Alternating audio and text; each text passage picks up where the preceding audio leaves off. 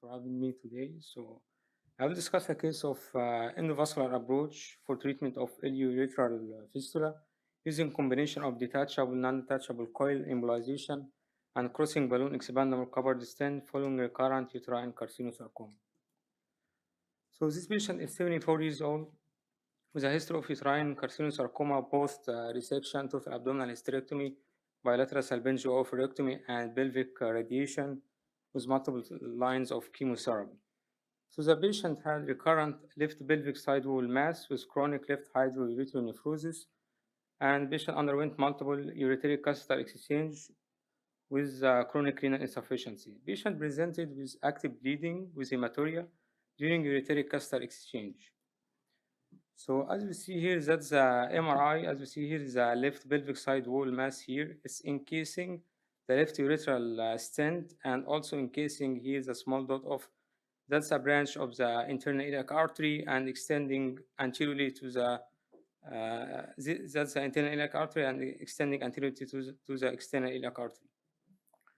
So here is a angiogram. So as we saw here, as we see here, that's a small focus of contrast extravasation, suspicious for pseudoaneurysm.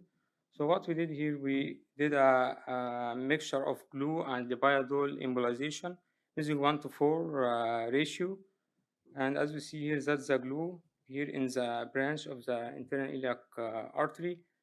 And here's a final angiogram. There is no contrast extravasation. So the patient comes back 2 weeks with recurrent hematuria, hemoglobin drop, and hypotensive shock. So we did MR angiography, and it was negative, no evidence of contrast extravasation or pseudoaneurysm.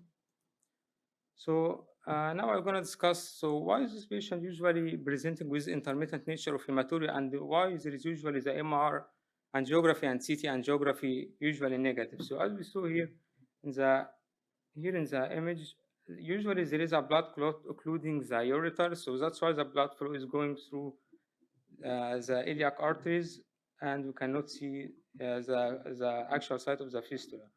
And then sometimes when the thrombus is degraded, so we can see the blood going in both directions. Then we can see the blood going through the iliac vessels and also refluxing back through the ureter. So we did the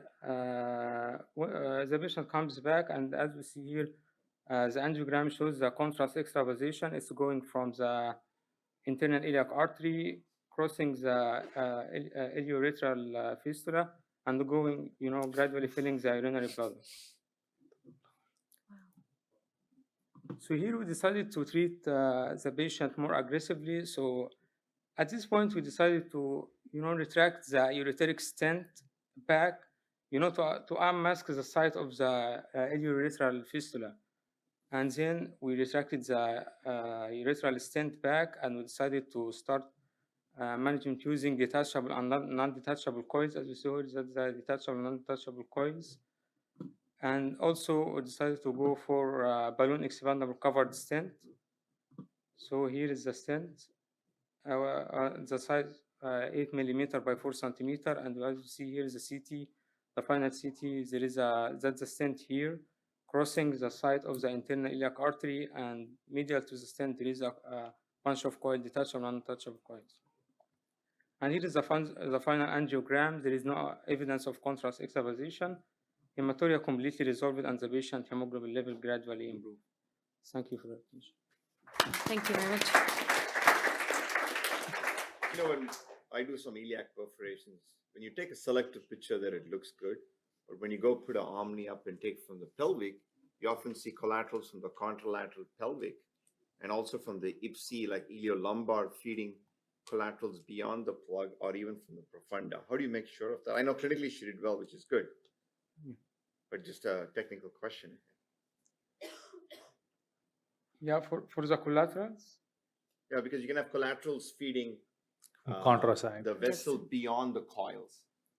So you've cut out the flow from the external iliac into the internal iliac, but that internal iliac can get flow from the contralateral internal iliac or from the ipsilateral iliolumbar or the profunda from down below.